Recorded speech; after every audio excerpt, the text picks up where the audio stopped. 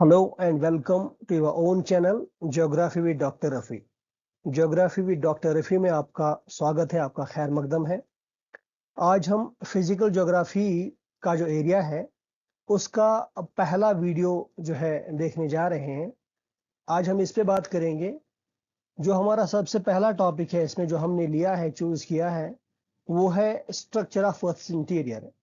जमीन के अंदरून का जो स्ट्रक्चर है वो कैसा है, और इसमें हमारा पार्ट फर्स्ट जो है वो सिस्मोलॉजी पे रहेगा और पार्ट सेकंड पे हम chemical composition of earth interior के बारे में बात करेंगे। तो चलिए इस पार्ट फर्स्ट को जो है देखते हैं, इसके बारे में चर्चा करते हैं। So let us start. थोड़ा सा इंट्रोडक्शन हम जो है देना चाहते हैं यहाँ पे जमीन के अंदरून के बारे में।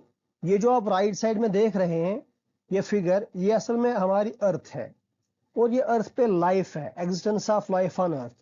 हम यहाँ पे सबसे पहला सेंटेंस जो हमारा ये है, सबसे पहली बात जो हम कहना चाह रहे हैं वो ये है कि पूरे सोलर सिस्टम में हमारी अर्थ ही एक ऐसा प्लेनेट है जिस पे लाइफ है, और लाइफ भी क्या है, बिल्कुल डेवलप्ड लाइफ है, यानी कि फुल्ली मैच्योर या फुल्ली ग्रोन लाइफ है, जिसको काफी अरसा हुआ यहाँ पे। अगर अर्थ की एज की बात की जाए तो 4600 मिलियन ईयर्स जमीन की एज है, या 4.6 बिलियन ईयर्स भी जो है कह सकते हैं, वो हमारी अर्थ की एज है। तो यहाँ पे लाइफ जो है वो डेवलप्ड फॉर्म में है, बिल्कुल डेवलप्ड लाइफ है यहाँ पे अर्थ में, और अर्थ ही एक ऐसा प्लेनेट है जिसपे लाइफ है। तो इसके अलावा हम ये भी जानते हैं, हमने देखा भी होगा, बिल्कुल मुशाहिदा किया होगा इस बात को, या इस चीज को बहुत लोगों ने देखा भी होगा, इस बारे में डिस्कस भी किया होगा कि कहीं ना कहीं हम देखते हैं कहीं पे जमीन में हम हॉट वाटर को इजेक्ट हुए हुए देखते हैं, और कहीं कहीं पे जब वॉल्केनोज आते हैं, जो भी जोन्स हैं on the surface of earth, जब उन पे वॉल्केनिक मैटर बाहर आ जाता है तो हम उस मोल्टन लावा को इजेक्ट जो है होते हुए देखते हैं। तो वो काफी गर्म होता है, उसमें उसका टेम्परेचर जो है बहुत ही ज्यादा गर्म होता है। इन दोनों बातों से, चाहे हम हॉट वाटर को देखते हैं बाहर आते हुए या चाहे मोल्टन लावा को इजेक्ट होते हुए देखते हैं, इन दोनों से हमें एक ही बात पता चलती है कि चाहे जमीन का अंदरून कैसा हो या कैसा ना हो, लेकिन जमीन का अंदरून तो बिल्कुल गर्म है भाई। ये बात तो बिल्कुल जाहिर है इस चीज से।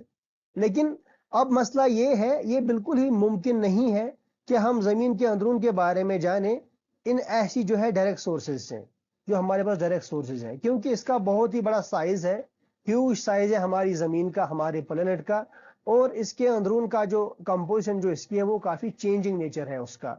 तो ऐसी स्थिति में, ऐसी कंडीशंस में, ऐसे हालात में जहां पे हमारे लिए डायरेक्ट सोर्सेज से कोई जानकारी हासिल करना या कोई जानकारी ले लेना, उसको थोड़ा सा वो जब मुश्किल पड़ रही हो हमारे लिए, तो हमें इनडायरेक्ट सोर्सेज पे जो है रिलाई करना पड़ता है, उन पे भरोसा करना पड़ता है। अब इनडायरेक्ट सोर्सेज कौन कौन से हैं? जैसे मीटियोर एनालिसिस है, ग्रेविटेशन है, या मैग्नेटिक फील्ड ऑफ अर्थ है, या इसके अलावा सीस्मिक एक्टिविटी है। तो इन्हीं चीजों पे हमें अब निर्भर करना पड़ता है, ये हमारे इनडायरेक्ट सोर्सेज हैं, ताकि हम अगर जानना चाहें जमीन का अंदरून कैसा है, जमीन का इंटीरियर कैसा है, तो बेहतर है और रिलायबल भी है कि हम इनडायरेक्ट सोर्सेज पे ही ज्यादा डिपेंड करें। तो चलिए इन इनडायरेक्ट सोर्सेज में एक सोर्स है सिस्मोलॉजी, इसके बारे में बात करते हैं। सिस्मोलॉजी का दूसरा नाम है सिस्मिक एक्टिविटी भी। असल में स्टडी ऑफ अर्थक्वेक या अर्थक्वेक वेव्स के बारे में जानने को जो है सिस्मोलॉजी कहते हैं। और जिस इंस्ट्रूमेंट से हम मेजर करते हैं इन ग्राउंड मोशंस को या अर्थक्वेक्स को, उसे हम सिस्मोग्राफ कहते हैं, जो मैंने अगली स्लाइड पे दिखाया भी है। और उस सिस्मोग्राफ से जब रिकॉर्ड होती है अर्थक्वेक वेव्स, तो एक ग्राफ बनता है, उस ग्राफ को हम सिस्मोग्राम कहते हैं। इसके बाद एक और कॉन्सेप्ट है आइसोसिस्मल लाइंस का और कोसिस्मल लाइंस का। आइसोसिस्मल लाइंस ये वो लाइंस हैं जो कि हमें ऐसा एरिया दिखाती हैं जिनमें एक ही तरह की जो है अर्थक्वेक इंटेंसिटी हमें जो है देखने को मिलती है। और इस तरह कोसिस्मल लाइन ऐसी लाइन होती हैं जो उन पॉइंट्स को कनेक्ट करती हैं on the surface of the अर्थ, जहां पे सिस्मिक वेव्स अराइव करती हैं एक ही टाइम पे। मान लीजिए हमारे पास 4-5 एरियाज हैं, 4-5 प्लेस हैं, प्लेस ए है, प्लेस दूसरी है, और तीसरी है, और चौथी है। इस प्लेस, पहली प्लेस पे जो है 4 बजे सुबह मॉर्निंग में अर्थक्वेक आया, और सेकंड प्लेस पे भी ये बिल्कुल एडजेसेंट थी तो इस पे भी 4 बजे आया।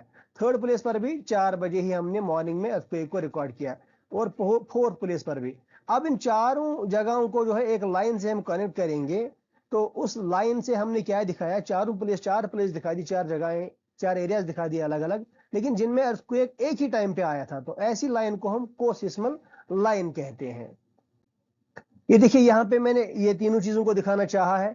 ये जो आप देख रहे हैं ये इंस्ट्रूमेंट, इस इंस्ट्रूमेंट को कहते हैं सिस्मोग्राफ। इस इंस्ट्रूमेंट से अर्थक्वेक वेव्स को जो है मेजर करते हैं। और ये जो ग्राफ देख रहे हैं, ये ग्राफ जो इस इंस्ट्रूमेंट पे बना हुआ है, इस ग्राफ को मैंने अलग से दिखाया है यहाँ पे। ये ग्राफ आउटपुट जो है इसको हम कहते हैं सिस्मोग्राम। आप कंफ्यूज मत हो जाइएगा, इंस्ट्रूमेंट को सिस्मोग्राफ कहते हैं और जो इंस्ट्रूमेंट पे ग्राफ बनता है उसको सिस्मोग्राफ जो है सिस्मोग्राम कहते हैं। जैसे हार्ट की बीट्स को मेजर करता है ईसीजी, तो उसका पूरा फुल फॉर्म होता है इलेक्ट्रोकार्डियोग्राम। वो असल में ग्राफ आउटपुट होता है, हमारी हार्ट बीट का जो है ग्राफ होता है, ईसीजी कहते हैं उसे। इसी तरह यहाँ जो है थोड़ा सा और इलाबोरेट किया है आइसोसिस्मल लाइंस को। ये आप देख रहे हैं यहाँ पे अर्थक्वेक आया है इस वाले एरिया में, ये जो रेड है यहाँ पे सबसे ज्यादा इंटेंसिटी अर्थक्वेक की है, इंटेंसिटी 8। इसके बाद ये वाला जोन बनता है, यहाँ पे इंटेंसिटी है यहाँ पे जो है 6 है, पहले वाले में इस वाले में 7 है और इसमें 6 है। फिर ये वाला जोन है हमारा, इस जोन में जो है इंटेंसिटी 5 की हो जाती है। उसके बाद हमारा ये वाला जोन है, ये पूरा बिल्कुल इस जोन में हमारी अर्थक्वेक जो आई है, जो हमने मैप आउट यहाँ पे की है, इसमें इंटेंसिटी 4 है। और ये जो बाकी ब्लू है इसमें इंटेंसिटी है 1 to 3। तो कहने का मतलब हम इन जैसे ये वाला जोन हमने इस ब्लू लाइन से दिखाया है, ये जो आप देख रहे हैं सबसे आखिर में सबसे बाहरी जो है ये ब्लू लाइन, ये एक आइसोसिस्मल लाइन है बिल्कुल। इसके बाद ये अंदरूनी वाली सेकंड वाली ये भी एक आइसोसिस्मल लाइन है, ये जो यहाँ पे बनी हुई है। इसी तरह जो है बाकी ये भी एक आइसोसिस्मल लाइन है और ये भी एक आइसोसिस्मल लाइन है। इसके अलावा ये लाल लाल की जो बाउंड्री ये भी आइसोसिस्मल लाइन है। तो आइसोसिस्मल लाइन क्या है? वो ऐसी लाइन्स होती हैं जो हमें उन प्लेसेस को दिखाते हैं जहां पे identical degree of earthquake intensity होती है। तो इन जोन्स में एक ही डिग्री की जो है अर्थक्वेक आया है। चलिए आगे चलते हैं। ये हमारा स्लाइड है, इस पे हम 3 चीजों के बारे में बात करना चाहते हैं। सिस्मिक स्केल्स के बारे में बात करेंगे, सिस्मिक फोकस क्या है, एपिसेंटर को देखेंगे, उसके बाद एक और पॉइंट है एंटीपोड, उसको भी जानने की कोशिश करेंगे। सिस्मिक स्केल्स का जहां तक ताल्लुक है, जब एक अर्थक्वेक आता है तो उसको हम 2 तरह की स्केल्स जो हमारे पास होती हैं, एक होती है रिश्टर स्केल। उस रिश्टर स्केल से हम अर्थक्वेक का मैग्नीट्यूड नापते हैं कि इसका मैग्नीट्यूड कितना है। असल में चार्ल्स फ्रांसिस रिश्टर ने डिवाइस की थी 1935 में ये रिश्टर स्केल। इसका जो स्केल जो रेंज करता है, इस पे जो लिखा हुआ होता है, जो इस पे रीडिंग होती है, वो 0 to 9 मैग्नीट्यूड तक की होती है। इसी तरह हमें जो है इंटेंसिटी जो मेजर करते हैं अर्थक्वेक की, वो करते हैं मर्केली स्केल से। मर्केली स्केल जो है गिउसेप्पी मर्केली ने डिवाइस की थी 1902 में, ये हमारी अर्थक्वेक की इंटेंसिटी मेजर करती है। और इसका जो स्केल का रेंज होता है वो होता है 1 to 12। तो कहने का मतलब रिश्टर स्केल से जो है अर्थक्वेक का मैग्नीट्यूड हम नापते हैं और मर्केली स्केल से अर्थक्वेक की इंटेंसिटी को नापते हैं। उसका रेंज होता है 0 to 9 रिश्टर स्केल का, और इसका रेंज होता है 1 to 12। ये हम आगे चल के अर्थक्वेक में और डिस्कस करेंगे पूरा कि मतलब किस रेंज की जो है स्केल पे, मतलब 1 का वैल्यू जो है वो उसका मीनिंग क्या है, 12 का मीनिंग क्या है। इस तरह से 0 मैग्नीट्यूड का अर्थक्वेक आएगा तो उसका मतलब क्या है, 9 मैग्नीट्यूड का अर्थक्वेक आएगा उसका मतलब क्या है, ये हम आगे चल के सारा डिस्कस करेंगे। तो अब सिस्मिक फोकस या हाइपोसेंटर क्या है? ये असल में ऑरिजिन होता है अर्थक्वेक का। ये जो आप देख रहे हैं इस राइट साइड में, ये जो है स्लाइड जो फिगर लगी है, यहाँ पे अर्थक्वेक आया है, ये वाला इसका ऑरिजिन है। ये जो आप देख रहे हैं स्टार टाइप का, यही सिस्मिक फोकस कहलाता है, या इसको हाइपोसेंटर भी कह लीजिए। इसको हम कभी कभार जो है ग्राउंड जीरो भी कहते हैं। जब हम न्यूक्लियर ब्लास्ट करते हैं तो ये एक पॉइंट होता है directly beneath a nuclear air burst, इसको ग्राउंड जीरो कह लीजिए, हाइपोसेंटर कह लीजिए, या सिस्मिक फोकस कहते हैं हम। और इसी के अबो बिल्कुल वर्टिकली इसी के सिस्मिक फोकस के अबो जो एक पॉइंट होता है तो उसको हम एपिसेंटर कहते हैं या एपिसेंट्रम कहते हैं। एरिक सिस्मोलॉजिस्ट रॉबर्ट मैलेट ने जो है इस बारे में बात की थी, इसको डिस्कवर किया, उसने इस पॉइंट को जो है एपिसेंटर वर्ड को, इस टर्म को कॉइन किया। तो ये असल में क्या है, ये एक ऐसा पॉइंट है जो बिल्कुल वर्टिकली लाइक करता है सिस्मिक फोकस के, और ये पॉइंट ऑफ ग्रेटेस्ट या मैक्सिमम डैमेज भी कहलाता है। अगर क्वेश्चन पूछता है कहीं पे the point of maximum damage is, focus है, एपिसेंटर है या कोई और चीज है, तो एपिसेंटर ही जो है आप लिख दीजिएगा, मार्क कीजिएगा।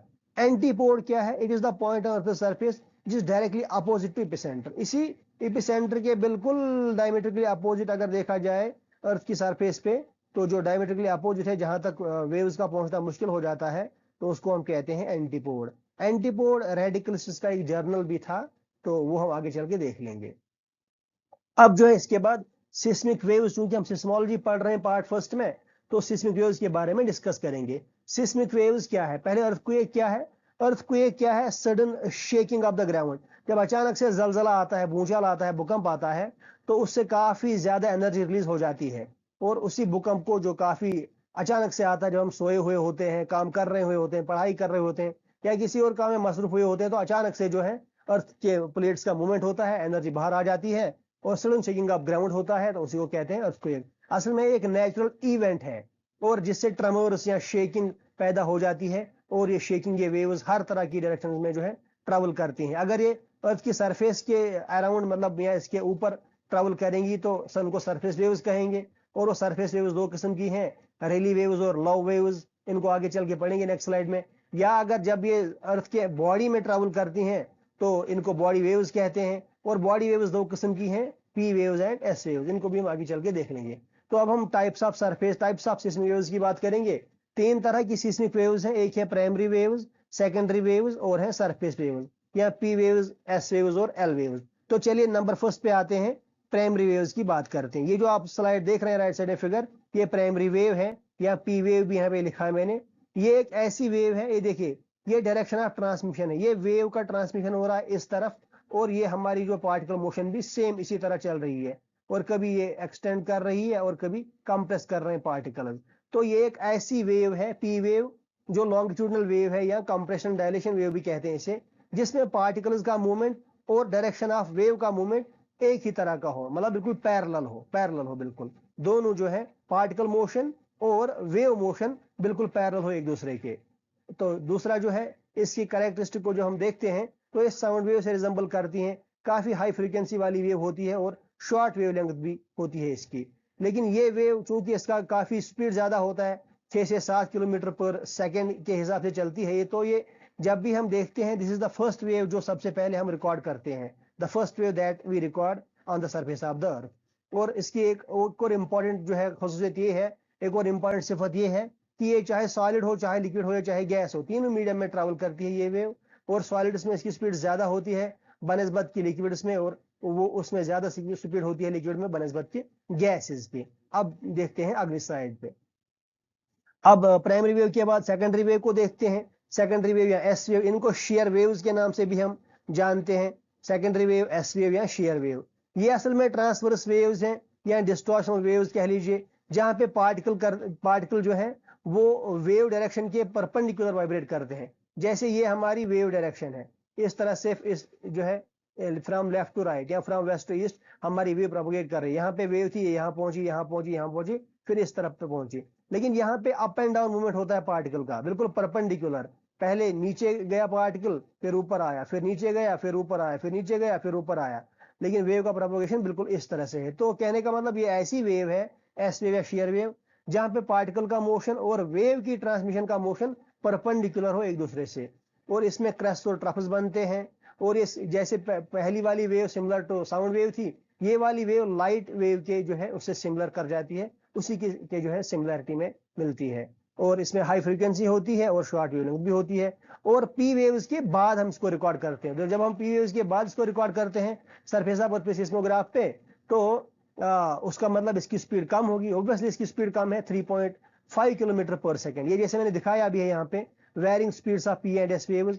यहाँ पे जो 6 से 7 किलोमीटर का वेव जो है पी वेव का होता है स्पीड, तो मैंने 6.5 किलोमीटर यहाँ पे लिखा है एवरेज, और इसका जो है एस वेव का 3.5। तो कहने का मतलब इनकी स्पीड की वजह से जो है इनका ट्रैवलिंग टाइम भी वेरी कर जाता है। पहले एस वेव को हम रिकॉर्ड करते हैं, और उसके बाद जो है पहले पी वेव को रिकॉर्ड करते हैं, उसके बाद जो है एस वेव को, क्योंकि इसकी स्पीड जो है ऑफ ट्रांसमिशन कम है बनस्बत की पी वेव के।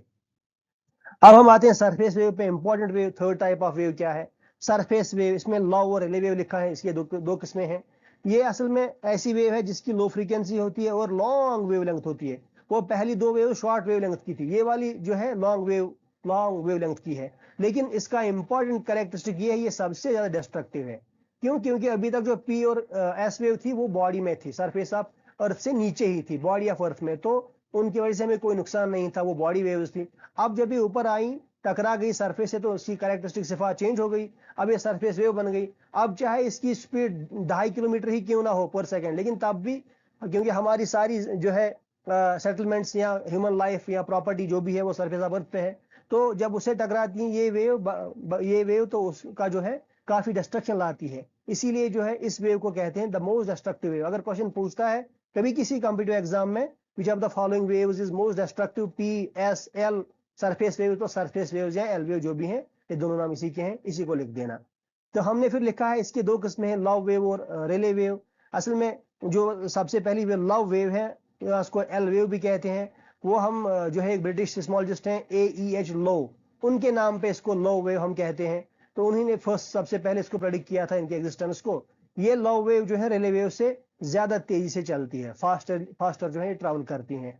और ये ऐसी वेव होती है जो आप देख रहे हैं इस वाली स्लाइड में, ये असल में साइडवेज ट्रैवल करती हैं। यहाँ पे मैंने दिखाया इस तरफ ये ट्रैवल करती हैं और यहाँ पे उस तरफ इनका मूवमेंट है, यहाँ पे भी इस तरफ मूवमेंट है और यहाँ पे जो है उस तरफ मूवमेंट है। तो जब साइडवेज मूवमेंट होता है और ये ग्राउंड को मूव भी करते हैं इसी तरह से फ्रॉम साइड टू साइड और perpendicular to direction of the wave. Direction of the wave propagation ये है, ये जो आप देख रहे हैं ये डायरेक्शन ऑफ वेव प्रोपगेशन है, यहाँ लेफ्ट से जो है राइट की ओर। तो इसको जो है परपेंडिकुलरली ये बिल्कुल जो है इसको काटती है। तो energy of low wave spreads from source, source से जो है इस वेव की एनर्जी दो डायरेक्शन में जाती है बनस्बत ये तीन डायरेक्शंस के। तो इसीलिए जो है these waves produce strong record. ये जब सिस्मिक स्टेशन पे रिकॉर्ड होती है तो काफी ज्यादा ग्राफ इसका काफी दिखता है, स्ट्रॉन्ग रिकॉर्ड प्रोड्यूस करती हैं। और इसका जो है दूसरा कंपोनेंट रिले वेव है या आर वेव, उनको हम एक ब्रिटिश फिजिसिस्ट जो है लॉर्ड रिले, उनके नाम पे हम जो है लिखते हैं। उन्होंने सबसे पहले इसको डेमोन्स्ट्रेट किया था इनकी एग्जिस्टेंस को। तो उनकी मोशन जो है वो कॉम्बिनेशन ऑफ लॉन्गिट्यूडनल कंप्रेशन और डायलेशन है, जिसकी वजह से एक इलिप्टिकल मोशन पैदा होती है। जो आप देख रहे हैं यहाँ पे इलिप्टिकल मोशन पैदा होती है। तो विद नो क्रॉस वाइज या no perpendicular motion of the surface, इसमें कोई सरफेस का परपेंडिकुलर मोशन नहीं होता है, जैसे कि इस वाली में लो वेव में परपेंडिकुलर मोशन था सरफेस ऑफ अर्थ पे, लेकिन इसमें जो है रिले वेव में कोई सरफेस ऑफ अर्थ पे कोई परपेंडिकुलर मोशन होता नहीं है, बल्कि एक इलिप्टिकल मोशन पैदा हो जाता है।